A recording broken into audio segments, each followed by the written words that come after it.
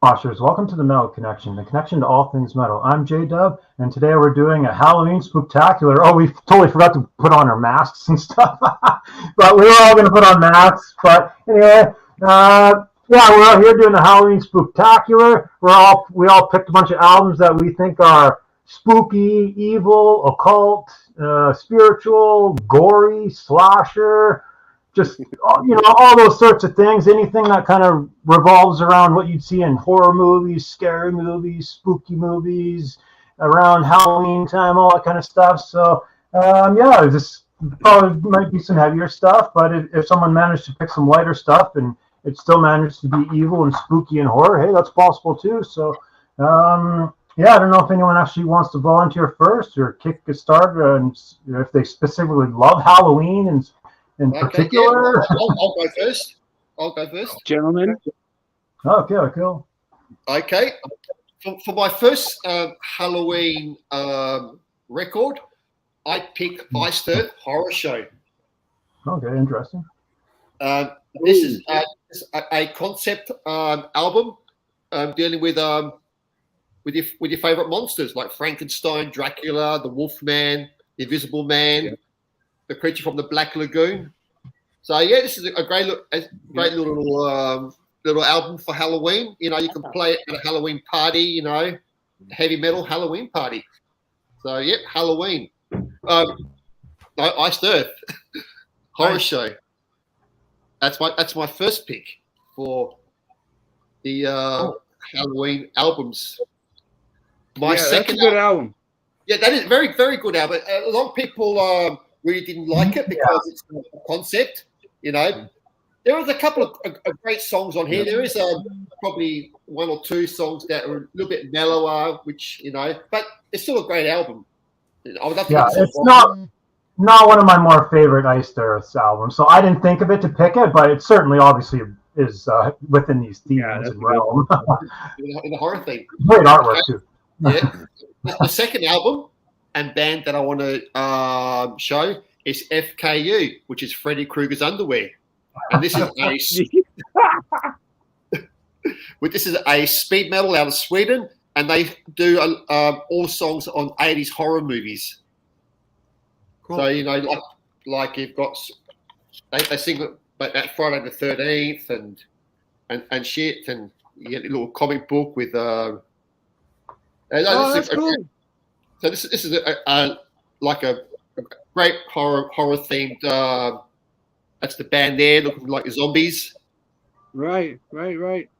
So yeah, every song is about like horror movies from the 80s, the slashers and the gory movies, and it's very hard to read because it's red on purple, and it's very hard to read the song titles. Like you got song on Worms. It's a great speed metal album, horror themed, and a good album for Halloween, how you want to. Yeah, I'm familiar with those guys, like Thrashers. Yeah, I got one of their albums. I think it's called Fear of the Mongers. I think it's called. I got that. Yeah, and I've got their other couple of albums of them. Yeah, it's just great fun sort of speed metal, just like they're having fun, singing about what they like, which is horror movies. I totally forgot where they were from, though. I just Sweden. Oh, they're Sweden. Okay, cool. Shit. But, yeah, I came across them one time. I was like, oh yeah, this is kind of good, new school, kind of speedy thrash metal, right? So yeah, I definitely picked up one of their albums, and I'd like to get more. So it's cool that you got one of that you showed that. I guess we'll. Sorry, Dave? I'm actually not familiar with them. Oh, yeah. Oh no! Check it out. If you like speed metal, they got a few albums. With fun-loving speed metal on horror, you'll love FKU. Cool. I think it's the Harryhausen movies, right? It's like that's what they give homage to. I know you said 80s, but I think it's. The Friday the 13th, the Halloweens, the Evil Dead. Oh, yeah. The zombie movies, from the 70s, 80s, Oh, sure, I can see it. But yeah, they totally play into that image as well. Like the album cover I have is just totally horror. And well, they actually even named I actually they have one of the albums do want to get is actually it's a VHS looking box cover Yeah, on the I have front that. cover. I have that one. Yeah, Right, yeah. Yeah, it's just a homage to 80s slashers.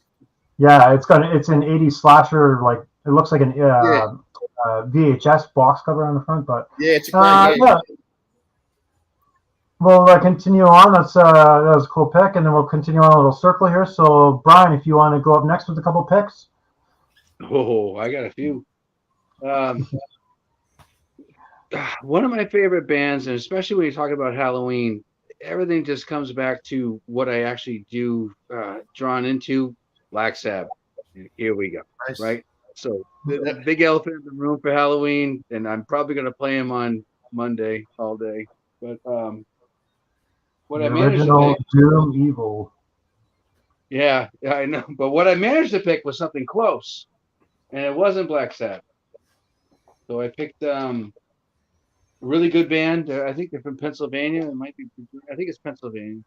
I picked Windhand, Oh Oh yes. yeah, yeah. Nice. and there's something about this band that just draws you in right from the beginning with the rain.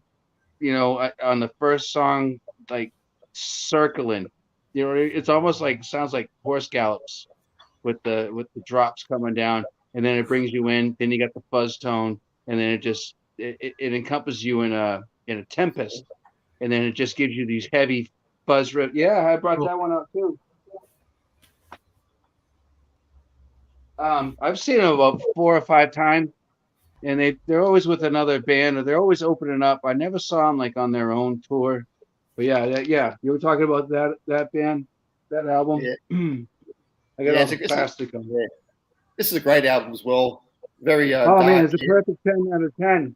And the thing is too, with like Crypt Key, which is the album before this one that has Lib Susan, it's got Some of the Moon on it. Some of the Moon is basically this. This is the third koozie I've had to buy because I keep destroying them. But yeah, Windhand, definitely one of my favorite bands of all realms of any of this encompassing like paganism and the heavy riffs and the drums, even the drums, it's just droning. It really punches you in the face. And I like it from the get-go. But it reminds me a lot of this album. So they're like bookend. Yeah. So you can listen to this, and then you can go right to this, and they're bookends. They're like the same, I don't know, concept, the same flow, the same energy, you know, the same Right. riffs. You know that first Black Sabbath album, the cover art is almost quite similar, you know, with the female on the front, they're close to the tree.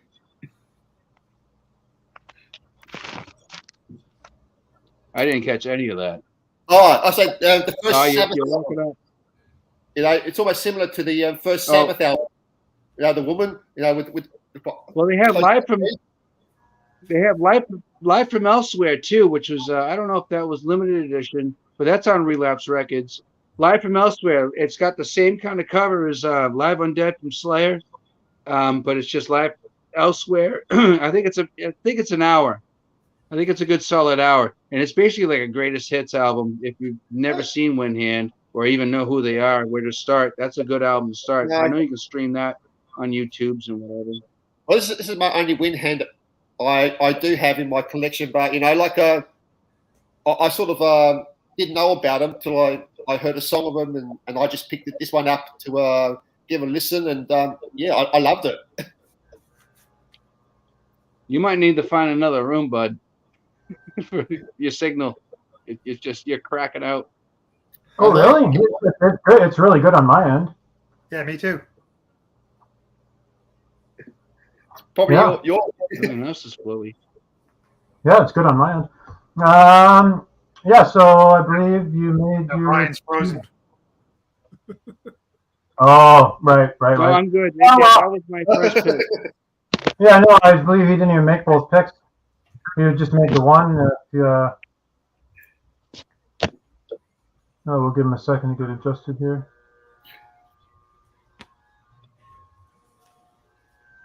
Oh, cool. You're all set. You're good to go still. Or is it frozen? That's it. That was my first pick. Win hand. I'm sorry. Maybe it's my phone. Should I just bounce out and come back?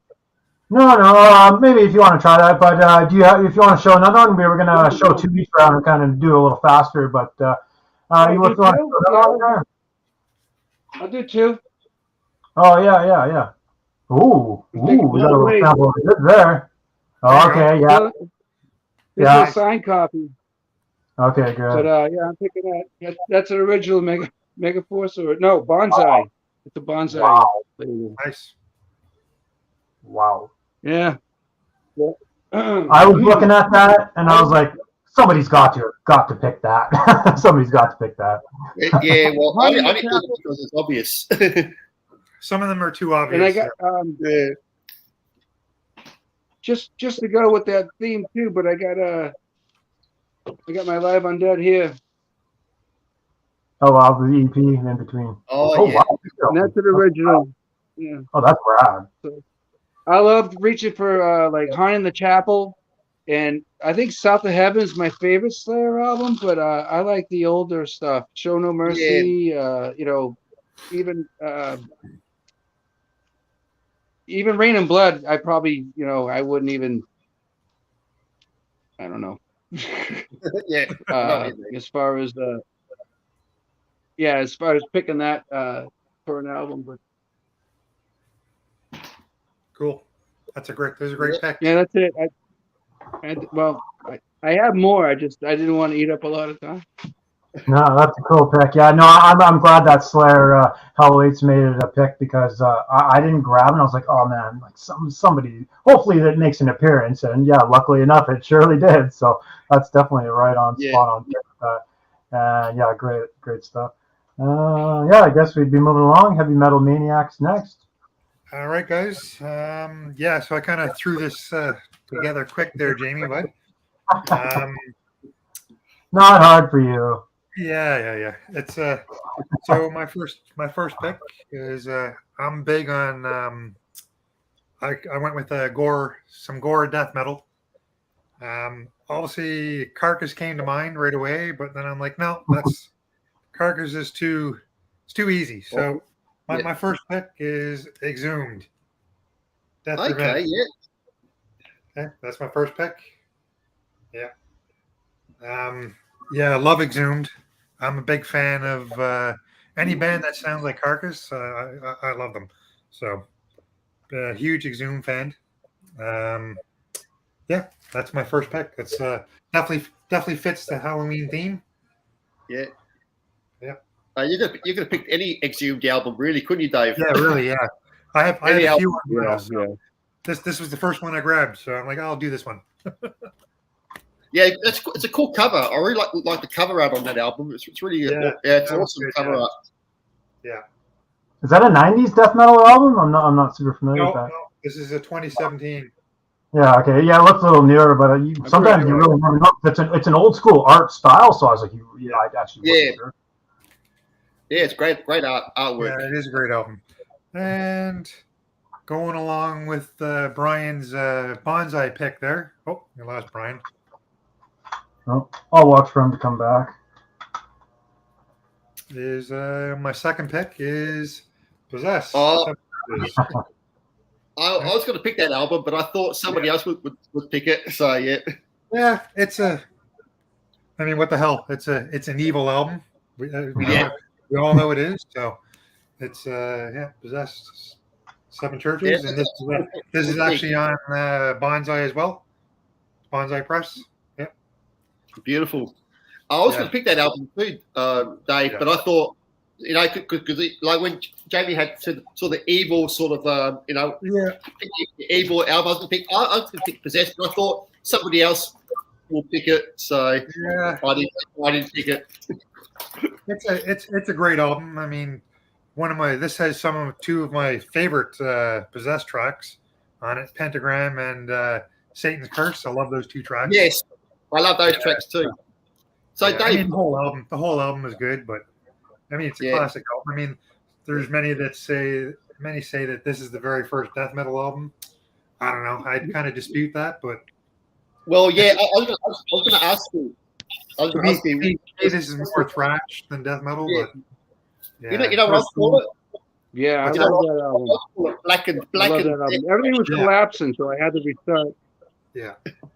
Yeah. Oh, That's my great second album, great pick pick, there, Brian. Definitely. So, Yeah. and that one's on. New one, right? This one's on Bonsai too, Brian. Sweet. I know, man. They're hard to find because nobody will give them up when you own them. Yeah, they're Nobody. expensive. Those are my two picks. Exhumed Okay. and Possessed. I know what James is going to put out. You're going to put out. Sorry, my Halloween. phone was locking up, so I had to. No, I that's had to awesome. reboot. My phone was locking up bad. It's quite kind of controversial, as you'd kind of say with me with Possessed. Is my favorite Possessed is actually the album after Beyond the Gates. So, Yep. Okay. Great album. but that's still evil too. That was if I were to pick that, that's still evil too.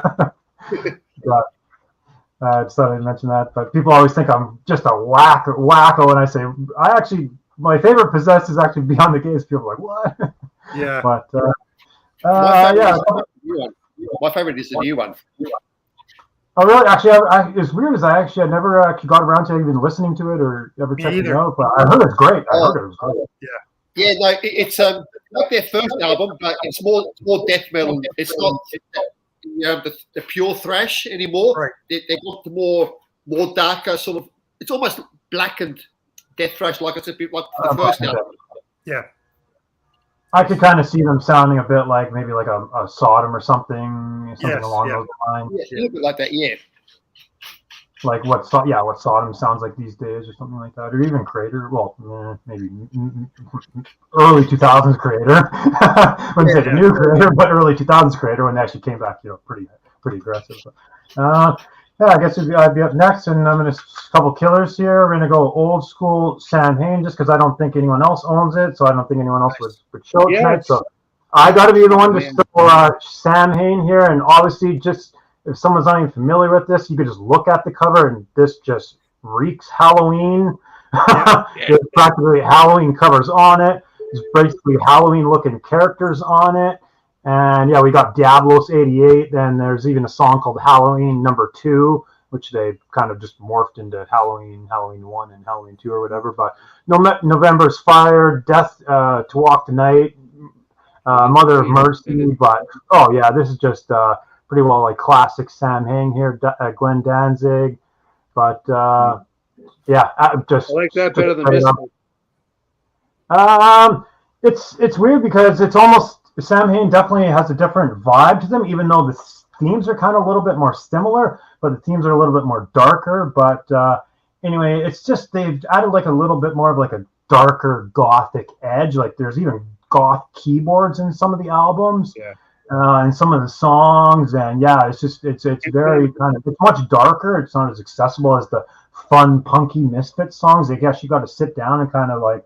Whoa, like this is really weird and kind of out there and stuff like that. So, yeah, this is just a classic, essential kind of Sam Hain. And there's 3 kind of classic Sam Hain albums, and I was going to pick one of the 3, and I suppose I'd pick this one. So I guess there's actually, I know why I picked this one, because this one is specifically extremely Halloween, because it has a song title called Halloween. It has the Diablos 88. It's got the orange theme. So, yeah, you can't go wrong with any of the Sam Hain albums, in particular with any of these themes. But yeah, we're definitely right up there with cool kind of goth punk metal kind of weird. It's got it all. It's got everything. It's weird. It's not even really punk. It's not even really metal, and it's weird. It's a weird fusion of just dark kind of. I call it goth metal. Yeah. Gothy punk. But and then next up, straight up bangers here, 90s death metal. I think it's 1990 death metal here. Nice. Cancer to the gory end. That's a great album. Yeah, classic death metal. I believe they're from the Florida scene, although I don't actually hold me to where they're from. UK. They're a UK band. Yeah, there's so much death metal. I can't remember where all these freaking bands are from anymore. It's just. Yeah, but anyway, this is just classic. I have both the Cancer albums, and this is definitely my more favorite of the 2. We're talking bloodbath here, into the acid, whoa, to the gory end as well, and Die, and Die closes it up. But yeah, this is just classic kind of brutal, definitely gory death metal, right? With bloodbath and into the acid. I love into the acid standout track on this one. So, and what was the guy's name? Oh, John Walker. I was saying the guitarist played on the other Cancer album, not this one, but he played on the James other one. Murphy? I believe so, yeah. Because James Murphy did play on the second album. What's even interesting is I showed the Sam Hain, and the Cancer guy is wearing the Sam Hain hoodie. So Nice. kind of actually goes together. So they were fans. So that obviously just clearly goes together. And I didn't even mean for that to happen. I just grabbed that randomly. So cool stuff. We'll move along to Freddy Krueger's Underwear, which is also known as Thrash or Be Thrash. He has a channel of himself. Thrash or Be Thrash. I don't know if he renamed it or if that's still the name. No, it's still the same. Okay, my next album is another album that maybe none of you guys might know, but I picked the band Halloween, Detroit's horror metal show. And this is dope metal with evil. Oh, wow, okay. And this is a band like from Detroit. Not Halloween, this is Halloween. I've recently seen that around, but yeah, this is all themed on like horror. You got songs like Trick or Treat, you know, Black Metal with Evil, bloody Small Writing, which sucks. Just when you're an old man, you know, trying to read this stuff. But yeah, this is like this band is mixed. You know, they play thrash metal, they play speed metal, hair metal, heavy metal. Now they're all you know a mixed bag of styles. Now, this is a great album for Halloween. You've got the word Halloween there, and you got the word evil there, and you got songs that deal with Halloween. So I picked Halloween for Halloween. Is that something they're reissuing nowadays, or is that an actual OG, like an old CD? OG pressing, but you can get a repress out of Germany on Pure Steel Records. Well, I wonder how hard the old one is to get. I wonder how hard that is to get. I'd like to get probably that. a bunch of singles on one. This was 84. This was released in 84. Oh wow! So it must have been pressed in CD at some point. I didn't even discover them yet. Yeah, I was just coming up on them. Yeah, they're a great band.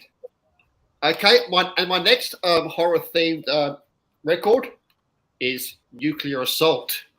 Nice. Ah, yes. Why is this horror? You know, this is true horror. You know, this is what we all fear. You know, and Nuclear Assault. Yeah, man. Nuclear wasteland bomb explosion. Yeah, Hiroshima. So yeah, this is you know, it doesn't deal with the fantasy horror. It deals with true horror. You know, that we all face each and every day, and you know, so you know, like you got songs like After the Holocaust, you know, which is a great song. Nuclear War, Stranded in Hell, which is sort of the you know, sort of their satanic song, you know, about hell. You know, they're still touring. This is a great album for Halloween because it's a true to life theme that we all are waiting for. So Nuclear Assault, Game Over. So that's it. That was probably their most evilest album too. With the most evilest themes is definitely that first one. Before they kind of turned into the party band, right? They started really getting going with the party themes later on. So that's definitely the most evilest. I was wearing that glow in the dark Mutants for Nuke with the smiley face with the Cyclops. I wore that all through high school. Nice. I had that T-shirt a long time ago. Oh man, I found them early. I'm grateful. Yeah, they did a lot. So I don't know if we want to keep the order because Brian jumped out and had to join back in and it looped the order, I but can hear a lot it better really now. doesn't matter because we're gonna swing back around to him anyway. So maybe we'll just keep the order we see on the screen and just do Heavy Metal Maniac next. Sure, yeah, I can go ahead. My next pick, Brian had already mentioned it there a little while ago. I'm just going to go with Black Sabbath. Was he right? I don't know, man. That's my Bible right there. That's my Bible. Yeah. That's yearly. That's not just Halloween. Yeah, exactly, man. Like Sabbath is probably my top 3 bands. So yeah, it's my top yeah, one. I love Sabbath. I mean, you can't. Again, it's. I agree with Brian. Like this is something you can listen to any day of the year, but definitely fits the Halloween theme for sure. Yeah. Yep. Yeah. Yep. The original Occult. It's an iconic album. Yeah. Iconic the album. original Occult. Well, it's actually interesting. I had actually bought the repress. I don't know if it was 2017. They had the double record on it when they started re-releasing them. And I had it, but it was out of joint for me because you had like all these demos and you had all this excerpts and stuff. But you had to flip between the albums in order to get the full album in its entirety. So I ended up selling that. I had it maybe a week. I sold it and I found an original copy. Nice. I actually have a Vertigo Master of Reality too, but I just can't do it like with all this extras and bonus stuff. I want it from start to finish, and that's usually how I listen to a record anyway. So when I put it on, I'm kind of the same way. I don't like the interruptions and the new stuff, but I love it. But I sold it to another huge fan, which was great. So yeah, it was a win-win. I could get rid of it so I could get what I wanted. Yeah. This is actually a Japanese press, so I'm just missing the Obi. Oh man, yeah, still I'm missing beautiful the Obi strip, but it's a Japanese press. Right. Like? Still beautiful. Yeah. So it's a shame that I have this and Paranoid in Japanese presses, but unfortunately I got them without the Obis. So whatever. Just happy to have the album. I have Vertigo records without the covers. So it's, I had the records, no scratches, mint, pristine, but I got them in like Mickey Mouse jazzercise, covers and stuff. So I don't mix them up with anything. Don't get rid of them. Yeah. Cool. I'm still looking for covers. I don't know if there's a website out there with just covers. I'm looking for anything that'll match the record that I got. Right. Vertigo. Yeah. Okay. So the Black Sabbath debut, obviously a great album. That's my next pick. And my next pick after that, my next pick is going to be some satanic blackened speed thrash metal by a band from Oregon, Bewitcher. Right? Bewitcher's a great band. They have definitely have that evilness about them. Most of their songs are obviously about very satanic witchcraft, stuff like that. So they fit the mold for sure. Yeah, I've got that album coming. Yeah, these guys are great. Love these guys. Dave, is that the glow in the dark version? What's that? Is that the glow in the dark version? Because I ordered that. I got the glow in the dark version coming. No, this one's a nice. Oh, cool! That's a nice color. Yeah, beautiful. Oh wow! Yeah, that's pretty. Yeah, nice splatter. See, Jamie is not a record collector, so he can't appreciate that. Jamie. Yeah, I have a bunch of colored vinyl. I don't even know which ones are colored, which ones aren't. I don't even. Dude, I don't even buy CDs. All I buy is records. Like something like that is like, ooh, I don't have that yet. Yeah. No, it's a good album because I ordered that album from Witcher, the label last month, so I'm still waiting for it to come in the mail. Oh wow! But from what I know of Bewitcher, they're fast, to the point, speed metal. They nip it in the butt, just straight up, no frills, to the point, speed metal. Almost like Midnight. If people are familiar with Midnight, it's almost like Midnight. They're very in the vein of Midnight, sleazy, that sleazy speed metal. Very much like going back to a band we might see later on. Venom. They're very much a Venom throwback. Throwback. Sort of, yeah, sort of. Very much a Venom throwback. Cool. Those are my next 2 picks. Cool. Move along. We'll get a couple more from Brian. Couple, 2, 3. All right, so we talking creepy? Yeah, we're talking creepy. So I'm Yeah. gonna start with this Yeah. one. I should have brought. Not oh, only there's- my favorite band, but it also has a theme through it. So when you start, when the needle touches the first record, never mind the 2 you have to go through. There's a theme carrying through it with the same kind of riff and music, and then when you start by song number 3, it'll also you'll hear remnants of it in song number 5, and then coming up on the the 3rd and 4th side. But I'm picking probably my all-time favorite album of all time by any band. I'm picking High on Fire, The Vermis Mystery. Nice. Ragers.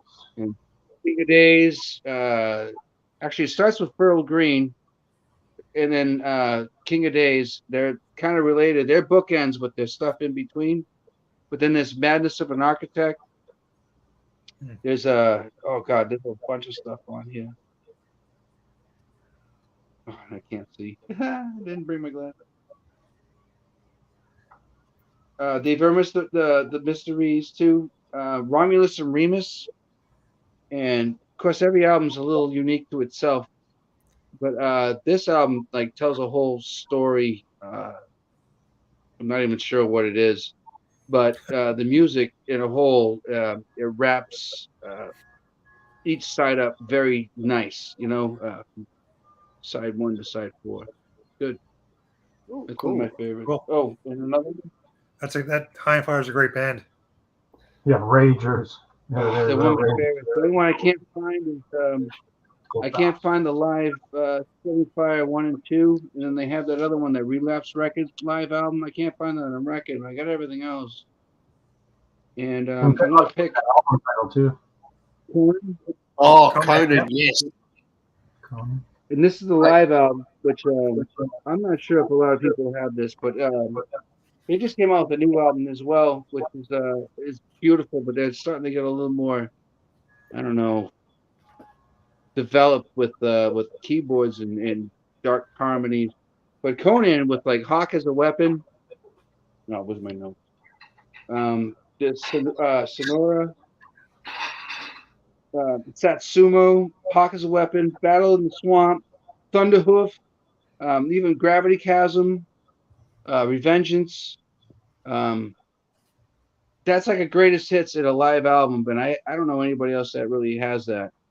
And they do have another live album, but it's live at so and so, and I don't have that.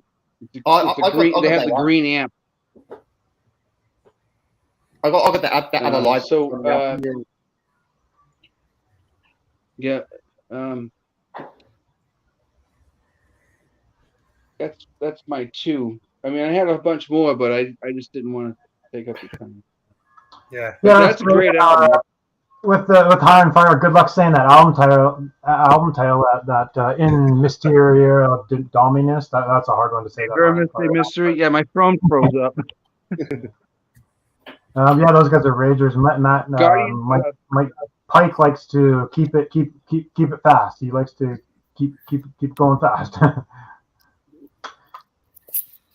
Right, like the tempo of High on Fire. He likes to go fast. But go along with me. So yeah. Actually, you know what? When Death Council, when I heard the second that he was leaving or retiring from the band, I was immediately sending demo tapes to Jeff Matz in order to try and try out for him. And of course, they're in Oregon. I'm in Rhode Island, so I still talk with them. But Jeff's in Mutoid Man now, and then I guess at that time, of course, 4 or 5 years ago. They had another drummer come in. I think they recorded the album. I was told it was going to come out last year.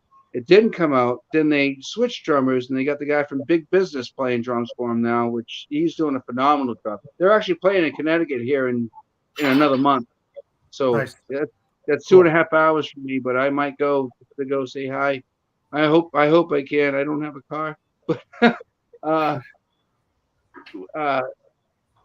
they're in the studio now, and the new album will. I guess he's a permanent member, which I'm glad they found something, because that's some big shoes to fill. especially when you're a hardcore fan. That's why I thought I'd be a perfect fit for it.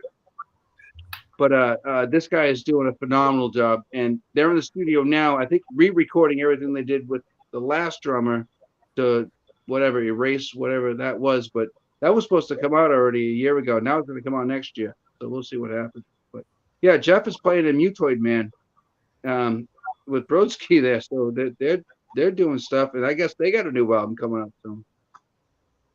Cool. Cool. Yeah. I'm familiar with Mutoid Man. I checked out those first couple albums, and yeah, that's cool stuff. It's very much like, I don't know. It's very hard to describe. That's hard to describe music. Like, Well, almost like a hardcore. It's almost like a stoner hardcore. Yeah, it's almost like everything. I play exactly like the guy. Yeah, it's almost like a mix of hardcore music and stoner. Yeah. It's punk to metal. It's punk to metal, just like it's with Black Sabbath. It's a jazz drummer and stuck in a heavy metal band. It's kind of the same difference, same hardcore. Yeah, you're a hardcore drummer in a metal band. Yeah, with the double bass and everything else, the tribals, and he's just an absolute animal. He's an animal, and I haven't heard anything that's been so influential as his style ability and the way that he plays ever since even 10,000 Days off of the first album. Then he's got all these other kind of draws with like Surrounded by Thieves.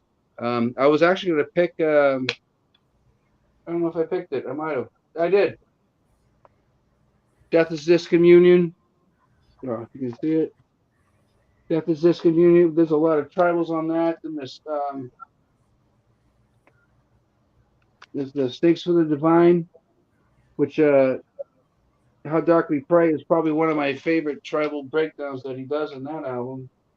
And then, of course, we have Blessed Black Wings. Oh, I got the classics on it. But Blessed Black Wings, man. This album is underrated, and Brother to the Wind, Devolution.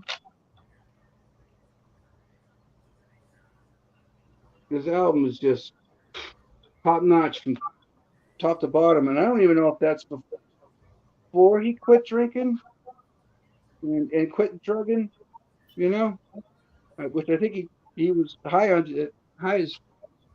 he could be then, and then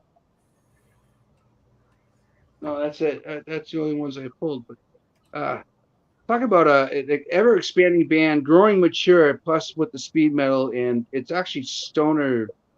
I don't know what it is.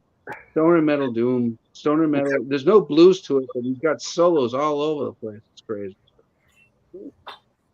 Cool. Yeah, I could talk about that band all day. I'm trying to do a ranking of all the albums, and I can't get him to do it yet. Too much to say in a little spot, Yeah. Yeah. It'll be Brian's High on Fire hour. Yeah. Oh, God, man. I have every single t-shirt. I'm wearing this one now. I'm wearing this one now. So that's the one with the...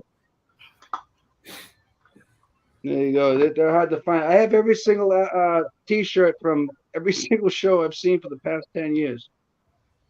Still wrapped up. I wear them, just not to the concert. Nice. Cool. Alrighty.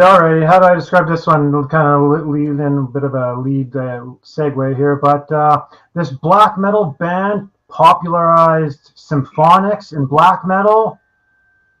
Popularized it. So as soon as fall starts rolling around, October, as soon as I start thinking about colder weather, I start getting into more extreme metal.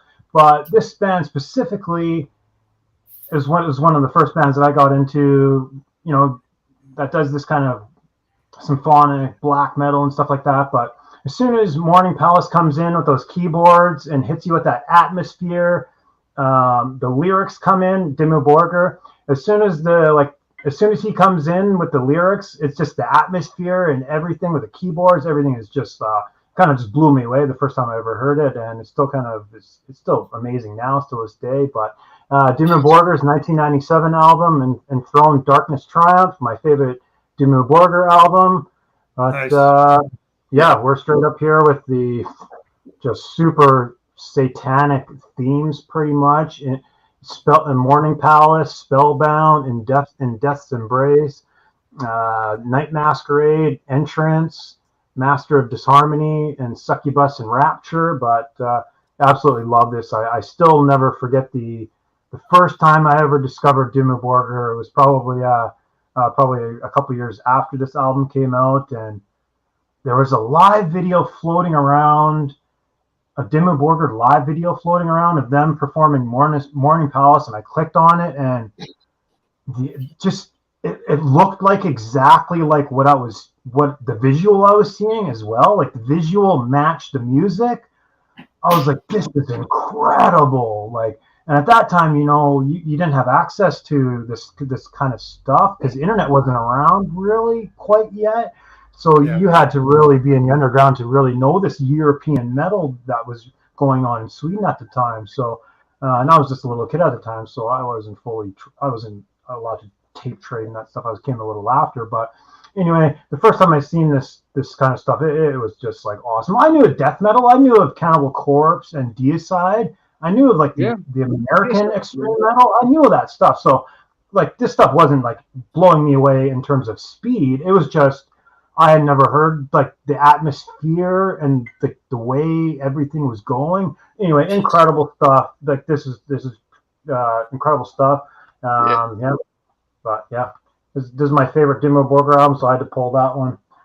Yeah. And next one is going to be live. Oh, I'd love to see them live. I never did. I seen him with Cataclysm. Amazing show. Oh, awesome!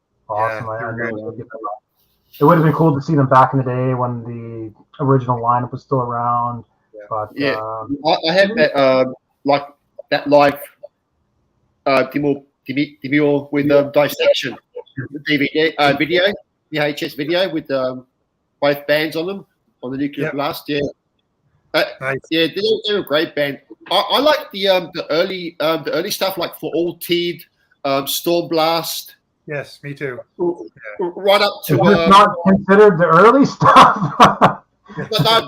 but when they didn't have keyboards, when they were just a four piece, when they were just raw black metal. Then that later on that added the keyboard player. They got a little bit more symphonic towards the 2000s. But the 90s stuff is great. The 90s stuff is great. Yeah. And my next band here, we're going to get a little hint here, but old school, the first Deicide album. I should probably have some case and like an actual like glass case because I guess this is very hard to hunt down, like the original Deicide album. I checked Discogs, like it's worth like $50-$100. I was like, holy shit, right? But, the original Deicide album here, and just as satanic as you could, as evil and blasphemous as you can possibly get. The most gruesome, evil, blasphemous, satanic, occult album song titles you could ever possibly think of. And this is basically a Deicide greatest hits album at this point for me. Lunatics of God's Creation, Sacrificial Suicide, Dead by Dawn, Deicide of course, Temple of the Damned, and then Crucifixion. So just banger after banger after banger here. When I was a kid, I used to just sing all this shit, like trying to learn all the words so I could sing the choruses and shit. But, a lot of this stuff is just, I'm looking at the song titles. This is just great. Sacrificial Suicide, Dead by Dawn. Yeah. So, the first two Deicide albums were the best. After that, it was just didn't enjoy. I had to pull Deicide. Still one of my favorites. At that point, you could pull any death metal album, like any death metal album on essentially. But I was like, I'm just gonna pull just one of my favorites. I'm not gonna go do super obscure and grab like, maybe like, go obscure and stuff like that. But I believe did I show two? Yeah, you did. Yeah, it's up to do them on the deicide. So cool. We'll keep them moving, and Freddy Krueger is next. Okay, I'm going into the black metal now, and I'm going to pick the most evilest record that ever was released, and that is Dark Throne's Under a Funeral Moon. Nice. This is the most evilest black metal record that you can get. But you got some great black metal songs like in Walk of the Infernal Fields. It's very dark and very sort of you're in the graveyard sort of thing. Crossing the Triangle of Flames is a great track. Unholy Black Metal. It's you can hear that the evil in that track. Summon of the Diabolical Holocaust. That's another dark evil track. And they look so evil on the back there. They're in the graveyard with their corpse paint. I think this album is so evil that you have to be in the right mind to listen to that stuff. Like the first the trilogy, like Under a Funeral Moon, Transylvania Hunger, and the other one which I can't think of at the moment, but yeah. Dark Throne is pure evil. Yeah, that's a great album. It's good if you can't read the title or the band name. It's good. But you can read the name. It's very clear. But some of the black metal, even some of the death metal logos are so undecipherable. You need to get a look on Google and right. All the encore stuff too. The app, you got to scan the app. You got to scan whatever it is for the binary code there. Yeah, I know. Yeah, that's it. Okay, for my next Halloween, I'm going for a soundtrack. Ooh.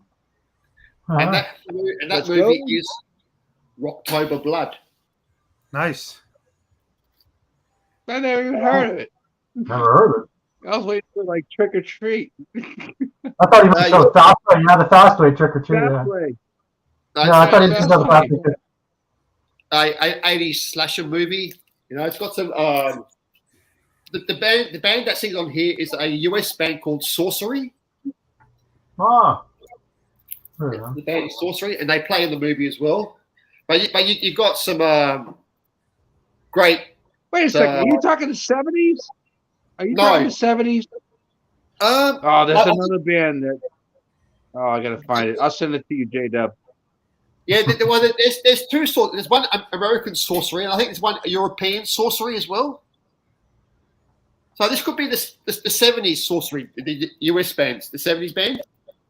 Right. There was a movie. I think it was more based around an operatic theme, theatrical, either Kiss or Alice Cooper, and that kind of. This sort of like that, we got songs like "I'm Back," where he sings about coming back from the grave. You got "Soul Searcher," "Killer on the Loose," the slasher, going around killing people. I think it's the same band. Yeah. Yeah. There's a YouTube video you can look, and I think they're in the movie for most of it. But if you would have collaborated it all down. Taking all the movie parts out, I think you got 20 minutes of them playing. Yeah. This is that movie. Oh man, I totally forgot all about that. So Rocktober Blood is a great horror movie, for Halloween, and it's a good soundtrack. So yeah, it's not heavy, but it has that hardness. So it's hard rock. Got that you're right. Heat feel to it, right? Yeah, Wizards. Yeah, I know. Yeah, Wizards. Yeah, that's a whole theatrical event. You brought it up. I totally know what you're talking about. I had forgotten about it for about 40 years. Yeah, so that's a good tip. This movie came out in '84, so it's that long ago. So it comes with the poster. And I think, I think if you can see the band there. Yep. That's Sorcery, and one of the actors plays. Yeah, I think it's the same band. Yes, I think it's the same band. Maybe it's two movies. Yeah, so this is a great Halloween themed album.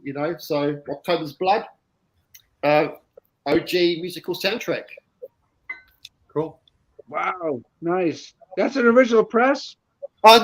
Well, No. original motion picture soundtrack. But this is a Lunarius Records sort of reissue. I think it's from the Sebastian who made the movie's label. So they just I'm thinking like a Reiner repress, right? Okay. Yeah, all right. With the movie, when the movie came out, they done the soundtrack together. So you can get. That's a great share. I think I'm gonna research that when we get off. But yeah, I think that's the same thing. But they did it in the '70s too, and it didn't catch on. But yeah, they started putting them in movies, and it was a big theatrical event. Yeah, because they were very unknown, Sorcery. So, and I've never heard of it before until I saw the movie, and I thought, this band. I never heard this band before. So. I'm going to send it to Jay. He can send it to you and see if we're talking on the same thing. I think it's the same. Yeah. So that's my two. Cool. But it's a real movie, though. I definitely want to go back and watch the movie. Yeah. It's a real. I want to go back and watch the movie. I've never heard of it. I want to go back and watch the movie. For Monday. Yeah. Yeah, it's a horror movie. Yeah. Oh yeah, I want to go watch it. I might even watch it Halloween night. Maybe I'll save it for Halloween. Although I have a few, it's probably one of those kind of goofy one of those heavy metal movies, like from the 80s heavy metal movies. Oh, wow, that's cool. Yeah. I'm definitely going to check that out. I got to watch that. I got to see that. Yeah, no, it's very cheesy. Very cheesy. It's 80s cheesy. So don't expect the full blown great special effects and that.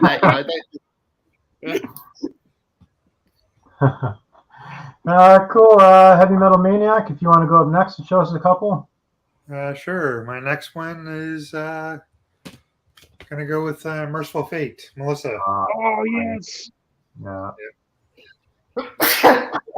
Yeah. I'm a huge Merciful Fate fan. Merciful Fate, Melissa? Yep. Got the shirt on?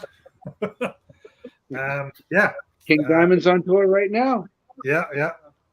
Unfortunately, not playing around my area, but he's playing all that stuff. I know. Yeah, I think he just played in New York just a couple of days ago. Yeah, he's not coming here either. Yeah, but this is probably my favorite Merciful Fate album. This and Don't Break the Oath, the first two, obviously. Yeah, Don't Break the Oath. Yeah. But this one here is my all-time favorite Merciful Fate song on it, and Curse of the Pharaohs. That's my all-time favorite track. Yeah, that's a great track. Yeah, I love that cover. That cover is just it's amazing. Man. Amazing cover. Yeah, it looks so just killer. Look at it. Yeah. Just nutty. Yeah, love this. Yeah, I made tracks. Evil. Curse of the Pharaohs, into the Coven, Black Funeral, Satan's Fall. Yeah, all great tracks. No fillers. It's an evil Halloween record. Yeah. Yeah, that's a good one. I might actually spin that tonight. I don't have it, but I might stream it. That's the type of album that can totally get you in the mood too. Yeah. Yeah. Yeah. That's a cool color. Yeah. Yeah. I love when they do the splatter. The Metal Blade reissues. They do a really good job with their reissues. Yeah. That album is the greatest hits album, isn't it, Dave? I've called that the greatest hits album. Yeah, it's awesome. Yeah, it was underground too, so it was really kind of, you had to seek it out. You had to go to underground, speakeasies and stuff, and knock so many times so you could just grab the thing from a CD rack. Yeah. You know what's still relevant is they tried to cancel King Diamond back in the day. Like they would show up and protest his shows. They would try to cancel his shows. People were actually scared of his shows. Yeah. So they tried to cancel King Diamond back in the day. Yeah. This album for 1983. This was a heavy album. Yeah. It is fast. Yeah, it was. Yeah, that was You know, kind of the a little top bit- notch. little bit of like speed metal in there. It's like it's Yeah. good. It's awesome. Twisted Sisters painting their face, wearing platform heels. He's doing the same thing, just being a little bit more crazy and Kerrang. Yeah. You know? All right. So that's my next pick. Who won? Merciful Fate. And my next one is I'm going to go with an obvious choice for Halloween. Going to go with something gothic. Typo Negative. October Rush. Yes. Right. He is Yeah. sorely missed. Yes, He is he is. sorely, Yes, he sorely is. missed. Yeah. Steal. This I honestly I love as much as I love October Rust. Bloody Kisses is always my favorite album. Yeah, Bloody Kisses. Yep. Yeah, that's my favorite. I chose October Rust because hey, October. Yeah. Everybody knows that album too. Everybody knows something off of that album. Black number one or Black number Yeah. one. That was I remember when that came in. I don't know if it was Roadrunner Records at the time, but it came in as a promo Roadrunner. package. Yeah. We got to Roadrunner. see it before it actually released. It was a whole local cable thing, but we got backstage passes, Bet Sepultura, all kinds of stuff. But they sent us that, and I was like, "Oh, you gotta listen to this." It was, with the Adams Family, right, with the keyboard. I was like, "Woohoo, you gotta listen to this." And then the album dropped, and like everybody was on it. I was telling everybody about it. That's I love that album there, Jamie. That's a good one. Right, yeah, I was going to give you guys a second, but yeah, no, I looked at Typo Negative, and I was thinking about picking Typo Negative. This is my favorite typo, so I would have picked this one in particular, but I was just folding out to see what the hell's going on with this booklet. Nothing. That's pretty cool. Yeah. I think I think for sure you would have picked it. Yeah, I got. There's no picture. I was looking to see if there was any pictures of Peter. There's actually no pictures of actually Peter in here. Just these. Coffins. Oh wow, you have that. Wow, that must be hard to get. Isn't that really hard to get? Because the CD is really hard to get. Oh, the CD. Reissued, yeah. Really hard to get. Oh, okay. Yeah. Oh yeah, the original press of that's hard to find. Yeah. Yeah, because this CD is really hard to get. It's still really, really valuable. It's a 2 CD edition with a live bonus CD. Oh, cool. Yeah, cool. Nice, Brian. Collectible trading card. Yeah. Yeah, I love King Diamond and Merciful Fate. So. Yeah. I'm looking to see if I have any Peter Steele cards made. You talked about Venom. You're a Venom dude, right? I like Venom too. Yeah. Yeah, nice. I got a card. You know what? I got a package for you. Why don't you hit up Jamie and just give me your address? I'll send them to you free. Yeah. Cool. You got a collection? I'll help your collection. Cool. So we move along. We'll give Brian a second, but yeah, Brian, you'd be up next there with a couple of showing a pick there. Yeah, I've been having glitches all night, so I apologize if it's been kind of wonky and off. It's totally fine ever since you came back.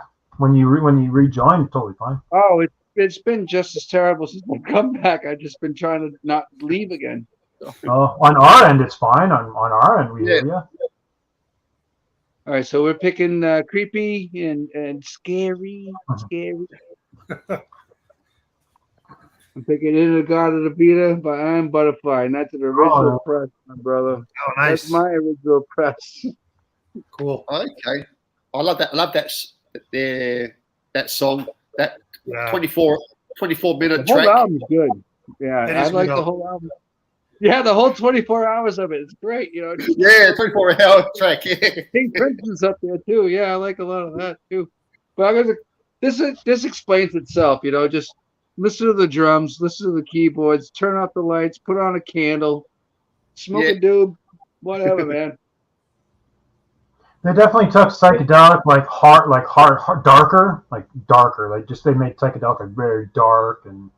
You know, I like a lot of that psychedelic era stuff. And Brown Acid series, they just dropped the 15th album, which I think was in October this month. There's 15 albums of all these one-hit wonder clunkers, right? But they're all garage bands from the 60s to the 70s. So Zebra's even on there with something before they even got signed. And Uh, a lot of good stuff, man. There's a lot of good stuff. And 15 albums will give you a lot of entertainment if you're still looking for new, old, but fresh to you kind of ideas. It's on Easy Rider Records. You can find it on that YouTube channel.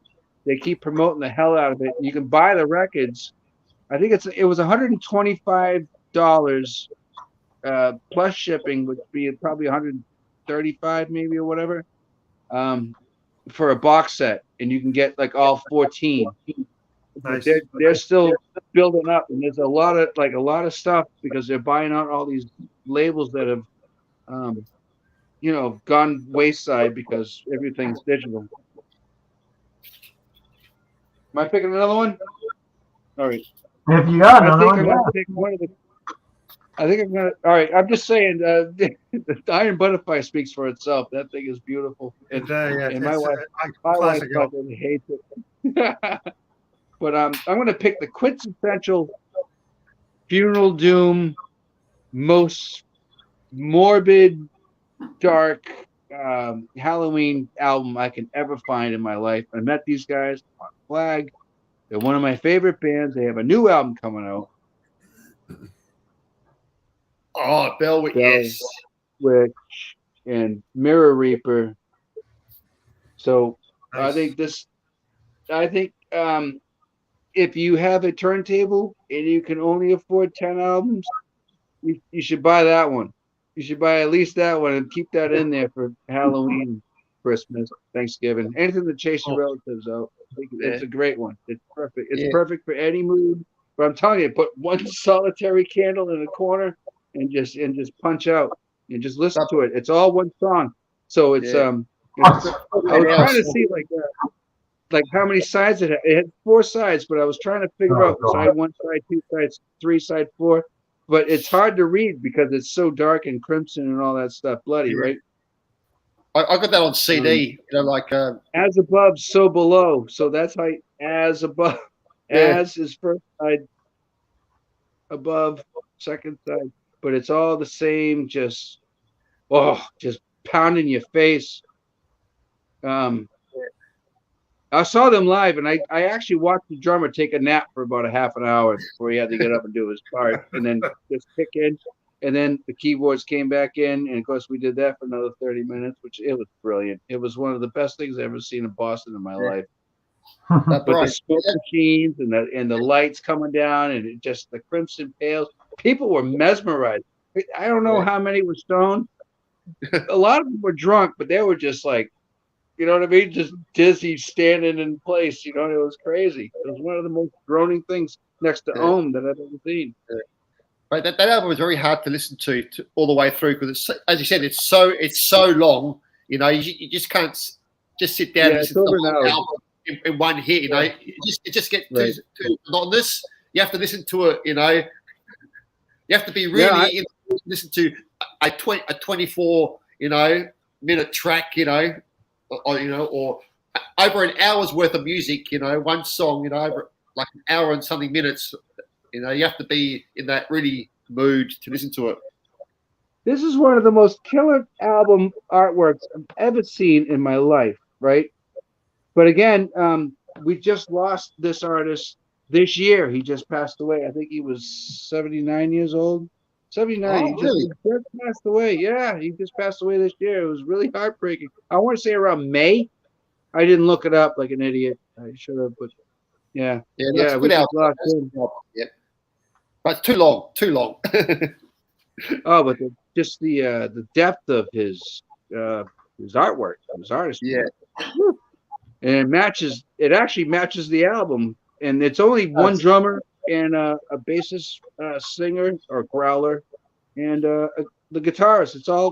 It's like 3. It's almost like a Geddy Lee with a drummer, But like I said, the drummer, I saw him put his head down on the snare for a good half an hour. Like I was like, you need a sandwich, you need a coffee, you need something. Like I'm right on the stage, fucking horrorizing him, poor guy.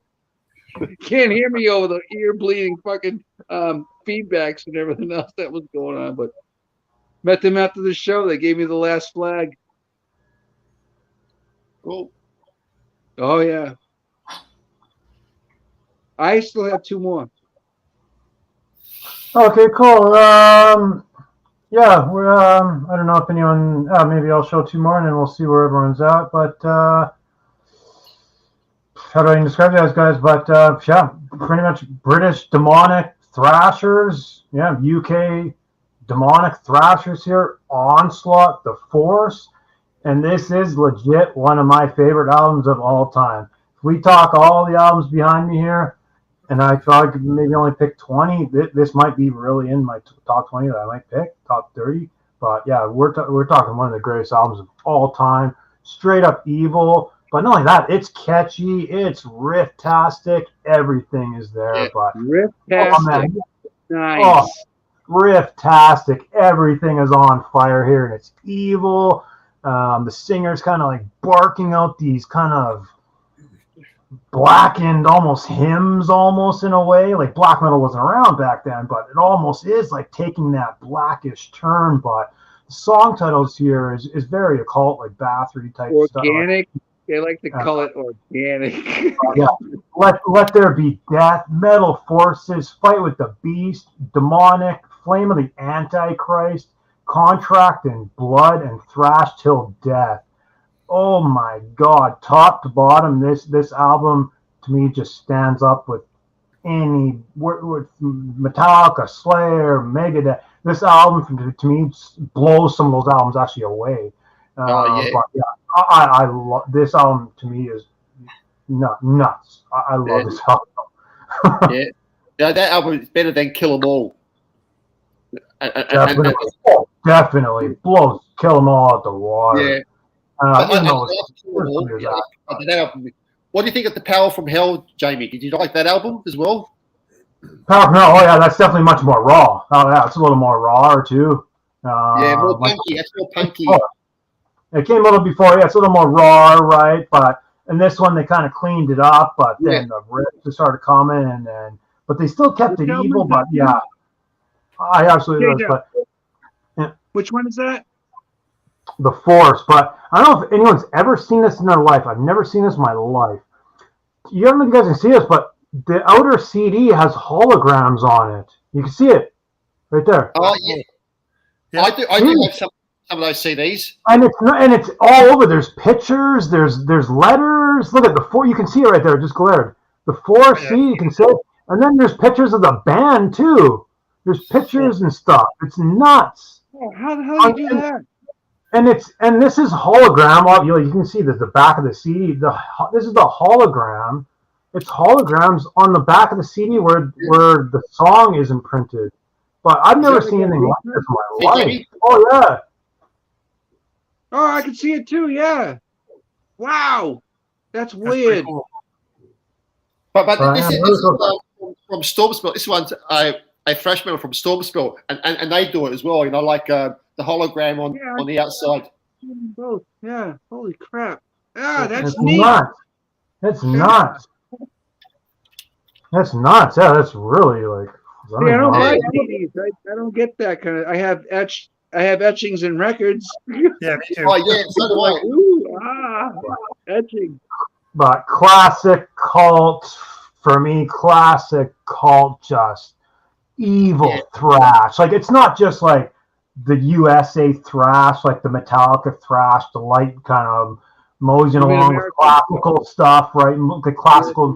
There's none of that stuff. Like this is like evil thrash, like more in the creator and destruction realm. Like it's almost you'd say black and thrash. I'd like to say that too, but I didn't want to like people are like, oh, that's not black and thrash. It's just thrash, but it's definitely evil. Oh, the two candles. Has that venom sound? Yeah. Oi, oi, oi. But and then the other one, people may not agree with this one. I love this album, just old school, just 6 Feet Under Haunted. Just the first, just 6 Feet Under Haunted, 1995. I just love the simplicity of some of this stuff. It just locks into a groove. It's simplistic. You can understand all the vocals.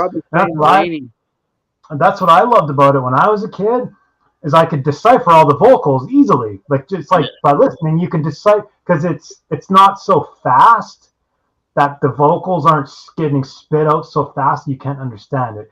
It's slowed down. It's more groovy and slowed down to the point that you can make out what he's saying in between. So for me, you could just immediately latch onto all these words and choruses and hooks and easy, simplistic grooves and melodies. But yeah, man, like I know 6 Feet Under. A lot of people give 6 Feet Under. I love 6 Feet Under, especially all their covers. People really trashed Barnes and things like that, but I still love this haunted. This haunted album is super fun. Like I know it's fun. Every album's like 30 minutes. They got a cover, and it's like boom, bam, thank you. You know what I mean? It's always fun. It's like, oh, what's the next one? Because 30 minutes doesn't last that long when they're like 2-3 minute songs with whatever 15 minutes. I mean 15-song track load. A lot of the guys. Oh, sorry there. But a lot of the guys that get into death metal, they eventually want the really technical, really proficient stuff. And this isn't super proficient stuff, compared to some of the other stuff. So a lot of people brush this stuff off. But to me, this is still super fun. You put it on, you're having a good time. You're singing all the words. You can't go wrong. I think the early 6 Feet Under albums were great. Then later on, I got a bit not so good because of Chris's vocal style. He's losing his touch now. But the early stuff was good. It always kept almost like a fun chart. Like he didn't take it over seriously. You know what I mean? Like it was a fun aspect to it. So I still like that. I'm not gonna shit on Barnes and all this kind of stuff. Even though obviously the new album's bad and all that stuff. But they have two camps too. They got supporters and haters. I know it's stupid. I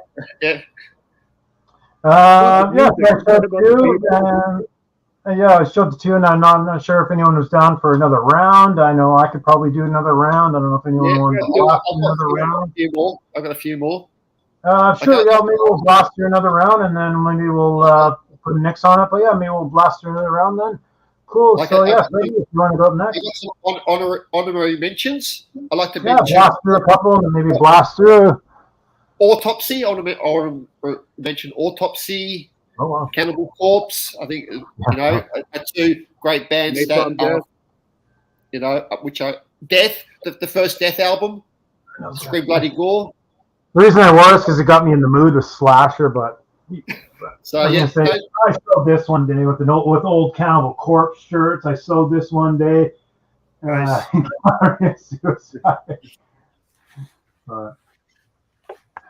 And then what else? All the gore on this side. Okay, so those are my honorary mentions. This is what I wear.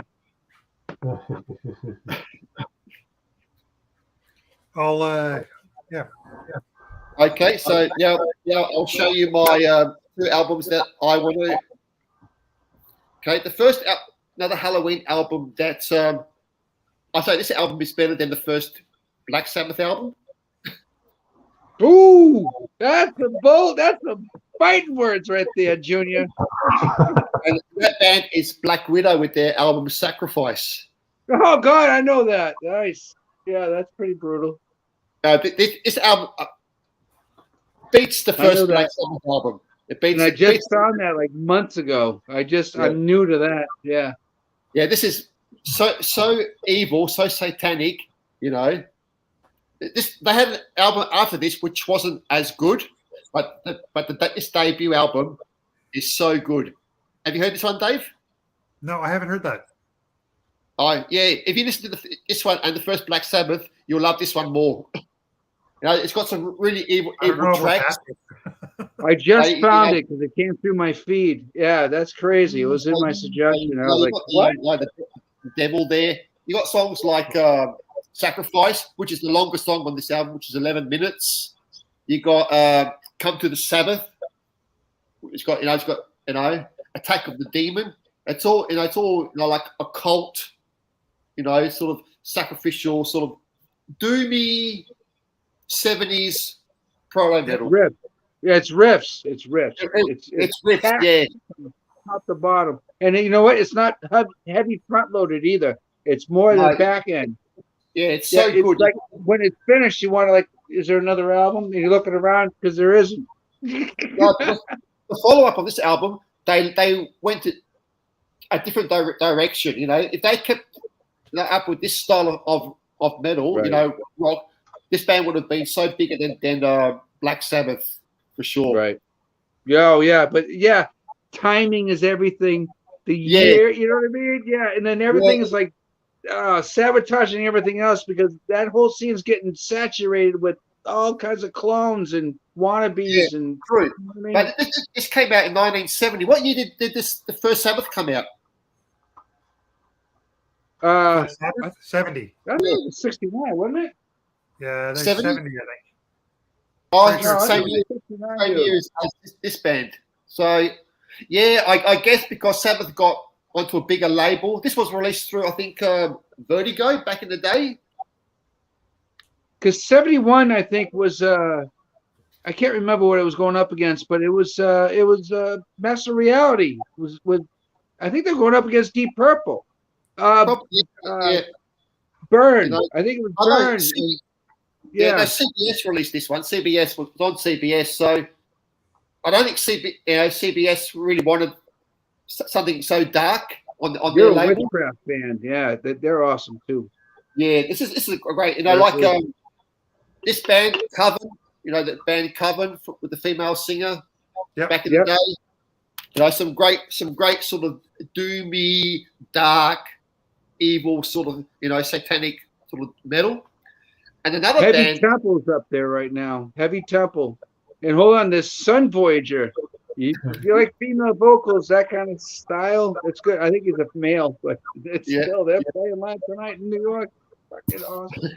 Okay, so my next Buzztone. band for Halloween is a band called Acid Witch. Oh, nice. Yes, this I is- know them. This is the Evil Sound Scenario CD, and this is the Midnight Movies EP, which they cover sound songs from October Blood, Night of the Living Dead, the other album Black Roses, they do a Black Roses song. So all the heavy metal horror Halloween movies. So Cool. yeah, they're a 4-piece, but this band is quite hard to describe because they're a doom metal band. They have some thrash in there. They have some death metal. You know, there's maybe a little bit of black metal in there. It's all combined into this raw doomy, metal. So Acid Witch, Midnight Movies. This is only a 4-track mini LP, but yeah, this is some great, sort of that sort of heavy metal. Even the cover, you got the witch there, which is their mascot. So check them out if you haven't listened to any Acid Witch. There's a song on this one called "I Hate Halloween." Yeah. So yeah, They're a good band. I'm familiar with them. yeah. There's another song called here "Hard Rock Halloween." So yeah, this is a great band for Halloween for sure.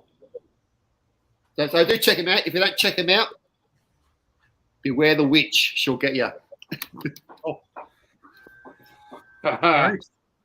Yeah, I've heard of that, and I've heard of that again recently, and yeah, that's a solid. Yeah, scheme. they have another band called Shitfucker, which is the same members from this band as well, which is good. So check them out. So yeah, just a great US band. Very hard to categorize because their style is all mixed. Into this doom metal. Yeah, yep. I'll You know, be and interested in it's checking a them out. pretty big scene, so everything kind of fits. There's a big scene, and then there's subgenres of that too. Yeah. Aranci Pazuzu was another one. I don't have at the show. I was going to pick it, but that's one of the most craziest, creepy, scary albums of a band, and I think they're from Sweden or Finland. I think they're from Finland. Finland, yeah. I think Finland, yeah. Aranci Pazuzu, and oh god, you want to talk about technicality plus like industrial mixed with black metal mixed with stoner doom, and oh Jesus, these guys are all over the place. Ohm is another one, but Ohm is almost unlistenable. They don't even have drums in it. It's just like turn up the gain, turn up the bass, and let it go for 2 hours. That's crazy stuff. Even I can't tolerate that, and I can tolerate a lot. But, ooh. Right on. Cool. All right. Yeah. So I guess I'll go with my next 2 picks. I'm actually going to do 4 albums. I'll do my next 2 albums, and then I'll do 2 honorable mentions. Yeah, do it. My next round of albums for my next one, I'm obviously going to go with some Halloween. Mhm. Right? Nice. Yeah, I was going to pick that, but I thought somebody, it's too obvious. It is obvious. I had to pull some just to make sure Halloween was going to show up on the show. So Yeah. I had to pull some Halloween just to make sure. Because I got Halloween, you got Halloween. Yeah. Yeah. Like, we got to at least show Halloween. So Yeah. I mean, these the Keeper 7 Keys Part 1 and 2, like I love. Yeah, I love those. Those 2 albums are like phenomenal albums. Oh yeah. Yeah. And so yeah, Halloween's my first one, and my last pick is one of my all-time favorite movies and bands. Trick or Treat, My Fast Way. Yeah. Fast Eddie Clark. Let's go. Yeah. Miss him terribly. Yeah, with that song "Soldiers of the Night." Is it on there? "Soldiers of the Night." Oh man. Yeah. Fastway changed my life, and I think I was in middle school. The debut is still my favorite, but this is my second favorite. Yeah, that's a great album. I need to get that album. Yeah, love this album. I can't find it either. It's a lot of money. It's hard to find. I got lucky, and actually, I got it from somebody from the UK. Actually, okay. Isn't there a reissue? Wasn't there a reissue of that album? Just came out a reissue. Yeah, this is the original press, but there was a reissue that just came out. Yeah, on Music on Vinyl, I think reissued it, didn't it? Yeah. And so those are my last 2 picks, but I got 2 honorable mentions here. This one's for you, there, Freddy Krueger. I know you like your black metal. So I don't know if any of you guys have heard this band or not, but this here is an all-female. They're an all-female band, and they're very, very satanic black metal. Melodic. Not Asmagrom, is it? Ozagram. Yeah. Yeah, I've got them. Yeah. This band is like amazing. Yeah. Hey, just on very distant vocal, right? Very raw, distant vocal. Yeah, they're actually they kind of remind me of like early Immortal. They have like an early Immortal kind of sound. Like really early. I love it. Yeah. A bat. Hey, I got their first one as the first Asmagrom. Yeah, and I got as the second one.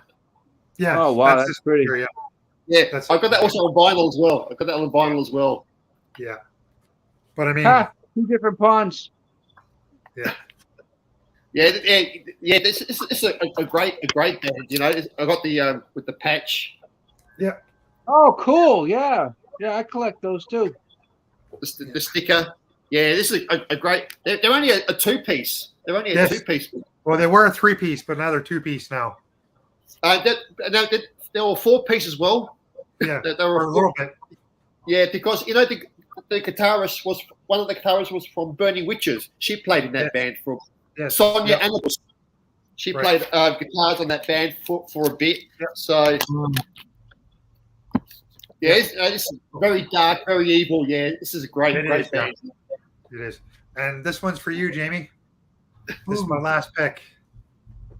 Uh-oh. Oh! Is that the one with Bullet on it? Is Bullet on that album? No. I don't think so. I don't think so. No. I know there's Earth AD and Mommy, can we go out and kill them? You know, I know all that old Gotta- stuff.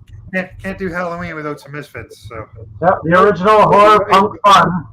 I yeah. was waiting for Danzig. Nobody picked him. Just like with his Danzig, like Oh, the first Misfits album. is good. Yeah, I mean, the Sam Hain was good enough for me. But yeah, the Although- original horror fun, anthemic fun. White Zombie. I don't know. I think Yeah. they're kind of goofy with that White Zombie, that 2000. Oh, Astro Creep. Oh, yeah, for sure. Astro Creep Creep. 2000. Oh, yeah, for sure.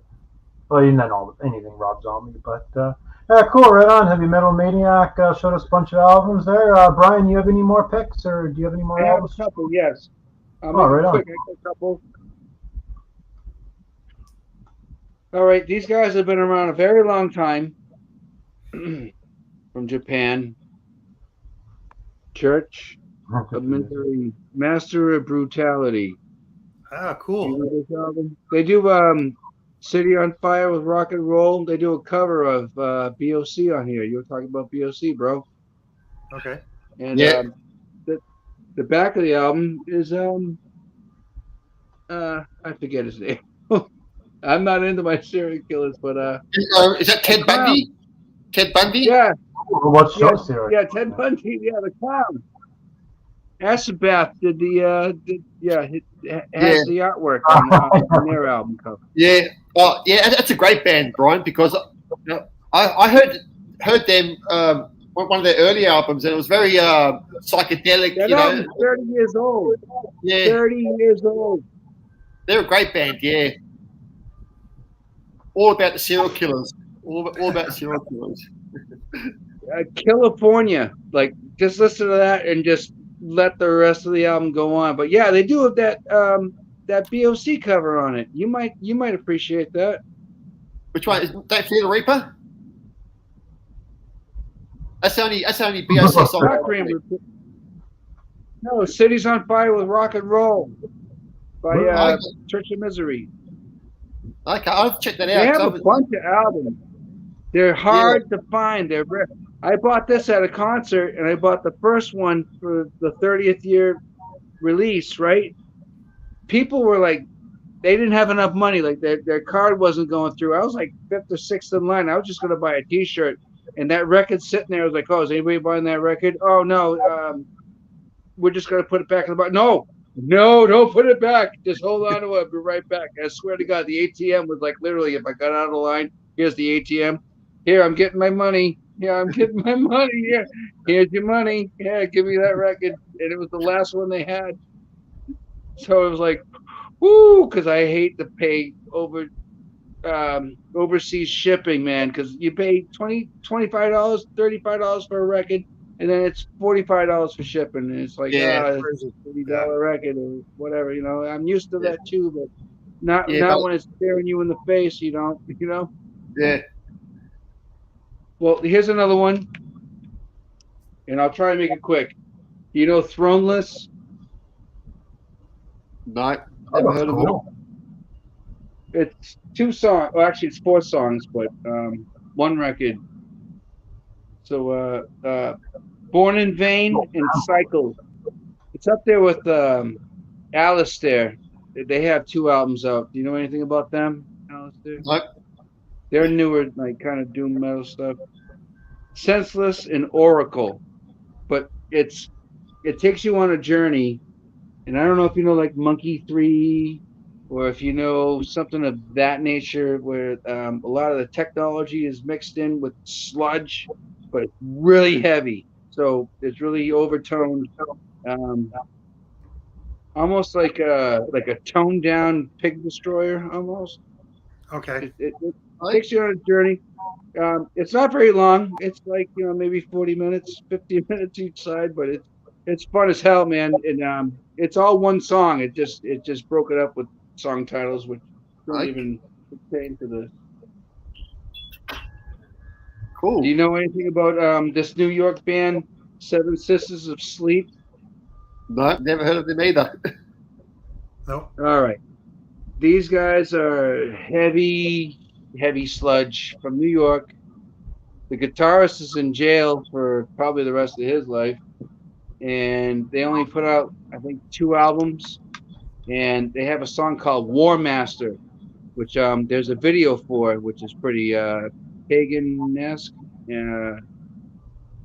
very artistic, with like black and white and the old 1930s with the devil running around, and you can look it up. War Master, Seven Sisters of Sleep, and they use the didgeridoo, right? Whatever it is from. You're from Australia. What do you call it? A didgeridoo? The didgeridoo. Yeah. They use that for a solo for about 3 minutes during the whole middle of the song at the end. And the whole song, I think, is about 7 minutes. Okay, cool. Might be something you might enjoy, really. Cool. And then, hold on, I think I remember one. No? Yeah. Yes, I do.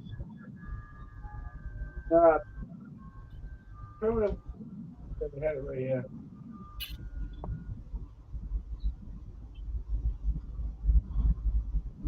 Yeah, I got it here.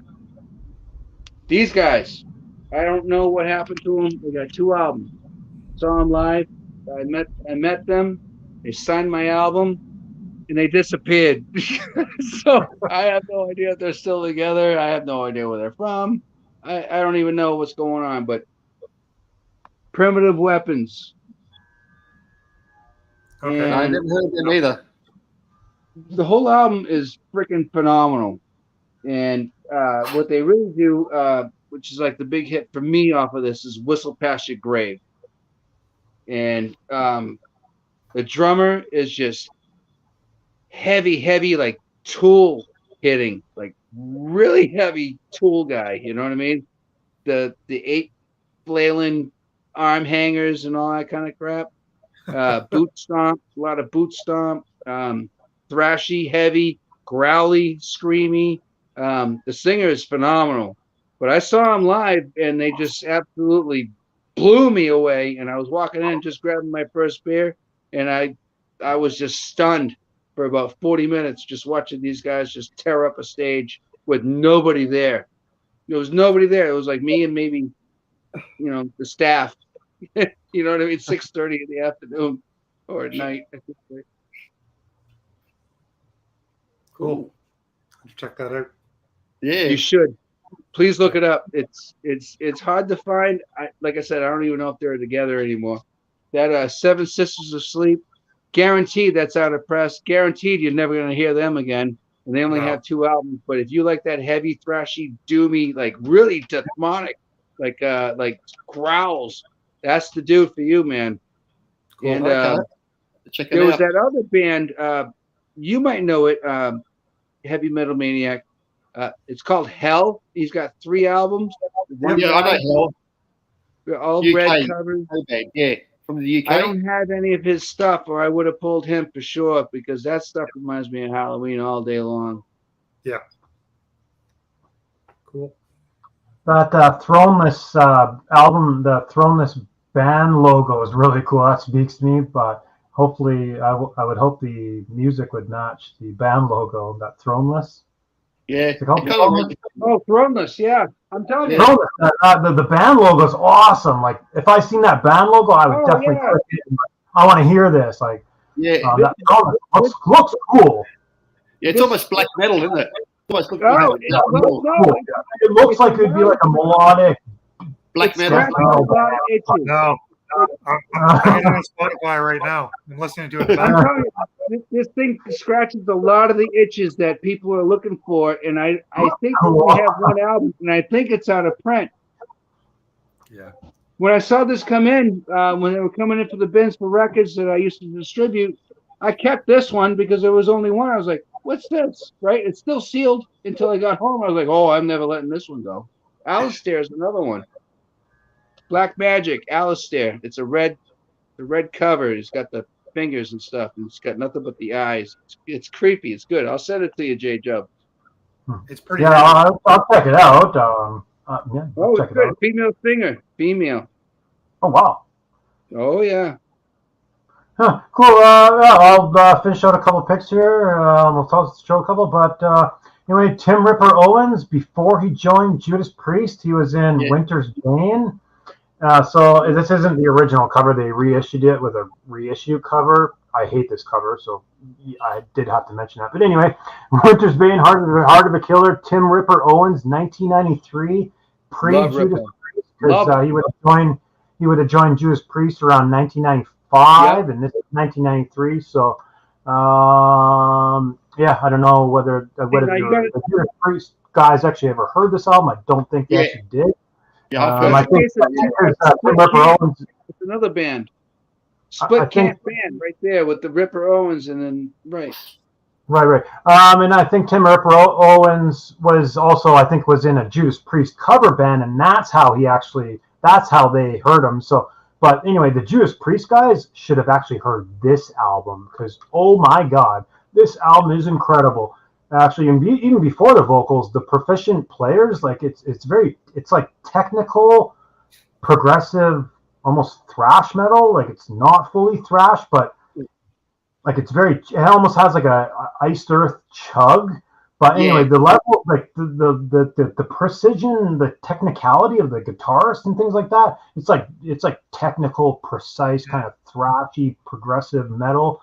But anyway, Tim Ripper Owens is just like Celtic Frost Camp? I never heard of that. Right. But, no, it's not much like that, but it's a little more like power metal, thrashy, kind of progressive. It's like progressive. It's almost like if you mixed Iced Earth and Nevermore together. It's almost like a cross between Iced Earth and Nevermore. Oh, wow.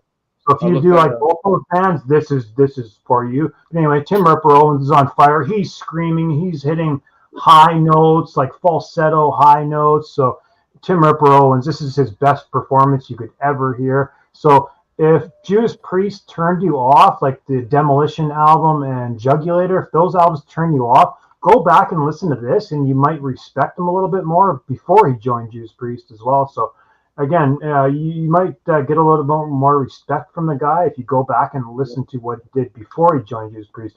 This is truly amazing album. But anyway, and in terms of the actual spooky themes, it's actually called Heart of the Killer. So it's pretty much, this is kind of a concept album, kind of loosely concept album, where Tim Ripper Owens pretty much wrote it all in terms of like, this is almost like a brain of a killer, like almost like what a killer's thinking all the time. Like, you know, he sees silhouettes and he just wants to kill silhouettes. He hears voices and he wants to, you know, the voices are bothering him. He wants to kill the voices, right? It's very like Insane Asylum. It's very like Insane Asylum, like inside the mind of a killer. But anyway, yeah, just totally awesome stuff. Wages of Sin, Blink of an Eye, Heart of a Killer, Horror Glances, The Silhouette, Reflections Within, Haunted House, Nightshade, Winter's Bane. So just really, I listened to this album earlier. It still blows me away. Yeah, this is one of those albums. This is one of those albums that it's whenever I listen to it, it's always going to forever blow me away. Like just the level of proficiency that's going on with the playing. Tim Ripper Owens is at his peak vocally, just everything on that album. Good. And my other one that I was going to show in the top one, another connection, Les Claypool. Les Claypool basically only ever recorded one true heavy metal album in his life, a thrash metal album. You guys know, but Blind Illusions, The Sane Asylum. Yes. So this is 1987 with actually a good connection with Possessed as well, with the member of Possessed. Yeah, he was in Possessed. I know that. Blind Illusion. So it was the guy from Possessed and Les Claypool on bass, and this is incredible progressive, like death. I think that's what it meant. But it's very extreme thrash. It's not just like your typical run-of-the-mill U.S. thrash. It's very next-level thrash. It's technical, very technical, progressive thrash. Les Claypool in there is just creating grooves on top of grooves. Within the thrash grooves, he's creating his own proggy bass grooves. It's nuts. This stuff is mind-blowing. And the reissue did come out in Hammerheart, so it's kind of anyone can go and buy this on Amazon for $20. So anyone can go and buy this now. But anyway, Blind Illusion, this stuff's incredible, and it is all like kind of scary, kind of in an insane asylum, almost kind of themes, right? The insane asylum, blood shower, vengeance is mine, death noise, kamikaze, smash the crystal. Oh man, that fucking sounds cool. Vicious visions, but yeah, this what Les Claypool is doing on bass here is so addicting that when you start playing this album, you can't turn it off because what the progginess is just so addicting. It's nuts. It's nuts. That's a good album. Yeah, I love this album is nuts. Cult, underground thrash. Very underground band. No, obviously, it's actually weird is nobody actually picked Venom, so I'm going to go ahead and throw out there. Venom, obviously, welcome. I don't have it. And I was like, ultimately, this is probably my favorite Venom. This has got a bunch of the classics on here, right? With Satan, Welcome to Hell, Schizoid, Poison, obviously, Live Like an Angel, Witching Hour, 1,000 Days of Sodom. Obviously, just 1,000 Days of Sodom, Poisoned, Live Like an Angel. Those are just classics right there. So, and then the last one I was going to show is Exhumer, Possessed by Fire. Nice. Old school cult German thrashers, and just one look at the cover, you don't even need to explain what's going on here. This is just like I'll take Germany thrash. German thrash. I'll take Teutonic evil thrash, and this is, to me, this is almost reading like a Grace Hits as well. Possessed by Fire. In the beer garden. Come on, we'll bring Grandma. We'll open up the starter machines. Come on down. Bring the kids. I believe there's a really rad instrumental here, a Dark Star. But yeah, just fucking killer. This is just really cool. And 1987 was the original release date, I believe. It's very much in the vein of Slayer. You know, they definitely took their influences from Slayer, and it's a spin-off of Slayer, but it's still unique enough that it's not just a blatant Slayer ripoff. Like they are trying something else. But it's definitely I would like reject picked out a Slayer. Yeah. If you like Slayer and Creator, this is definitely going to be in your realm. Yeah, that album was very Americanized. I love it. It's not your typical German style thrash, how you see with the Sodoms, the Creators, the Destructions. It's very much like a band out of America, I would say, but they're a German band playing American style thrash metal. Sort of, yeah. It's weird because they definitely had like those evil themes that all the other the Creator and Destruction had. It had those evil themes, but then they definitely had those kind of the Slayer guitar tones. Yeah.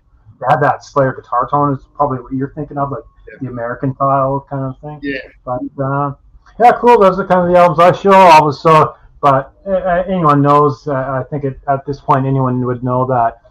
You could pretty much pick any death metal album, any extreme metal album deals with these kind of themes. So we could be here all night showing fucking extreme metal albums, death metal albums, all that stuff.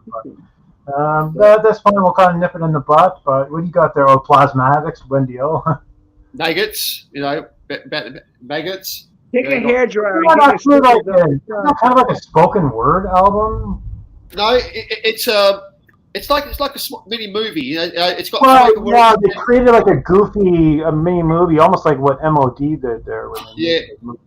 Dark Angel. Dark Angel. Logo in there. I just got. We have a Hatchet. Wow. The debut. Awaiting Evil. Modern Thrashers. Yeah, Fueled by Fire. This is with the horror theme. It's sort of dark, plunging into darkness. Another band, and another soundtrack, Nosferatu. Nice. So there's some other albums which are good for the Halloween season or the.